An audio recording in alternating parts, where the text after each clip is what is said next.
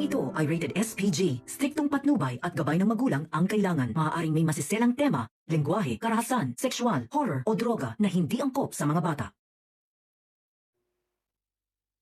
Nakipagkita si Tanggol sa grupo nila Primo para umanib sa kanila muli. Nangako naman si Tanggol sa sarili niya na yayaman na siya at itatama niya lahat ng kanyang pagkakamali. Samantala, dumating na si Rigor kasama itong si Lena. Naabutan niya na kumakain ang pamilya niya.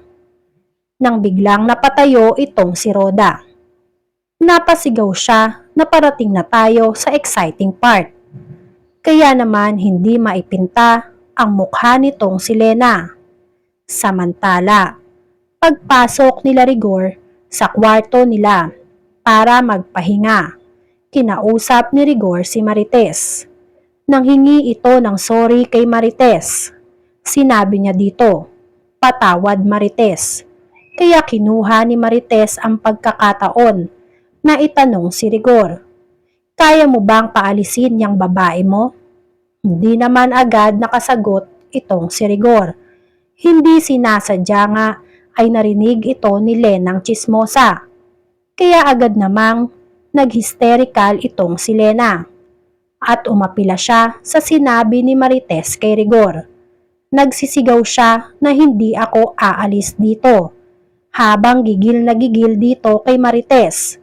Kaya naman ininis siya ni Marites. Sinabi ni Marites kay Lena, "Nagalingan mo. Kung ayaw mong maalis sa pamamahay namin."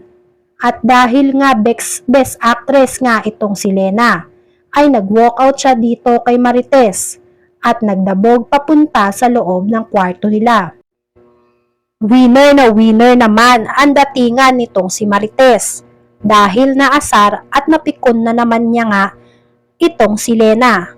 Very proud kaibigan naman ang dating nitong si Roda.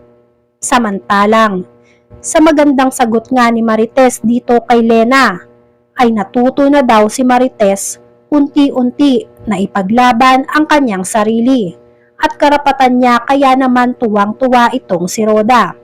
At eto ngang si Camille ay nagpipigil ng tawa dahil sa mga narinig niya at sa pagiging kwela nitong si Roda. +1 point na naman nga para dito sa legal na asawa na si Marites. Samantala, habang naglalakad si Tanggol at Bubbles papunta sa pupuntahan nila, ay may isang mabilis na motor na paparating papunta sa kanila. Sa sobrang bilis nga nito, ay kamuntik-muntikan na nga sila nitong mabangga. Kaya naman napalingon agad itong si Tanggol at napahinto naman ang rider ng motor. At napatingin din sila nitong nabangga. Kaya naman napalingon agad itong si Tanggol at napahinto naman ang rider ng motor at napatingin din sa kanila. Hindi naman alam nitong si Tanggol kung lalapitan niya ba ito o aawayin. Sa kabilang banda, nalaman na nga ni Olga na nawawala itong si Tanggol dahil sa engkwentro na tinadtad ang bahay nitong sila Bubbles, kaya sila umalis ng bahay. Kaya naman agad-agad niya itong pinahanap sa mga tauhan niya para malaman kung saan ito nagpunta. Pumunta agad ang mga tauhan ni Olga dito sa lugar nila Bubbles. Nagmasid sila gaya ng utos nitong si Olga sa kanila. Habang nagmamasid, nakita ng mga tauhan ni Olga itong si Emong. Kaya naman sinundan nila ito. Tila nakahalata naman itong si Emong na sinusundan siya ng mga lalaking hindi niya kilala at mga armado pa nga. Kaya pag-uwi niya, nagsumbong agad siya kay Bubbles na may mga lalaking kanina pang sumusunod sa kanya at hindi niya nga ito kilala. Nagulat naman silang lahat. Natakot nga itong si Jelly dahil baka tauhan daw ito ni Pablo at nandoon nga sila ulit para guluhin itong si Bubbles. Dahil nga sa narinig ni Bubbles ang pangalan nitong si Pablo ay tumayo siya at lumabas ng bahay para tignan kung sino ang sinasabi nga nitong si Emong. Nataranta naman ang lahat dahil baka kung ano ang mangyari dito kay Bubbles kapag sinugod niya ang mga ito. Kaya naman, nagsumbong agad sila kay Tanggol. Nang makarating si Tanggol dito sa bahay nila, nagmadali naman si Tanggol na habulin at hanapin ang mga sinasabi nitong si Emong na mga lalaki na sumusunod sa kanya. Hindi nagdalawang isip itong si Tanggol na puntahan at hanapin itong si Bubbles dahil baka mapahamak na naman ito. Habang naghahanap, nakita ni Tanggol ang mga nakabangga niya dati na tauhan nitong si Olga. Agad siyang pinaputukan ng mga ito. Mabuti na nga lang at may sapusa itong si Tanggol, kaya agad siyang nakaiwas sa mga putok ng baril na ibinala sa kanya.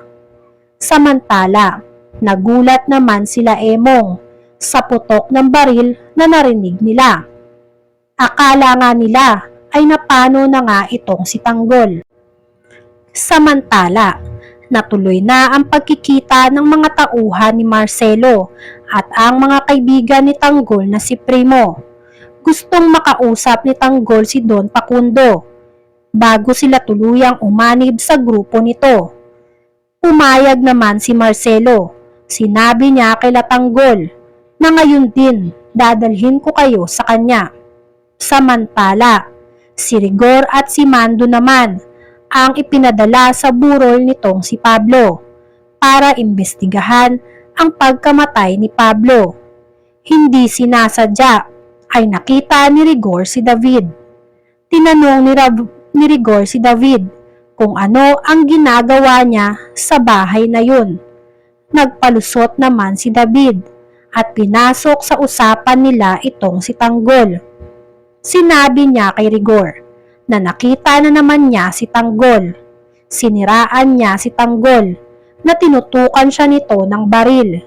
Kaya napasabi itong si Rigor na hindi na ako magsasayang ng oras para masakote yung Tanggol na yan. Kaya nagtawag agad ng backup itong si Rigor dahil may mga armadong lalaki daw siyang nakita. Dumating ang mga pulis. Nagsumbong naman si David dito kay Ramon. Kaya agad silang sinabi. Sinabi niya kay Ramon na maraming pulis sa labas. Baka makilala ka. Kaya naman agad na nagpaalam itong si Ramon dito nga kay Don Facundo.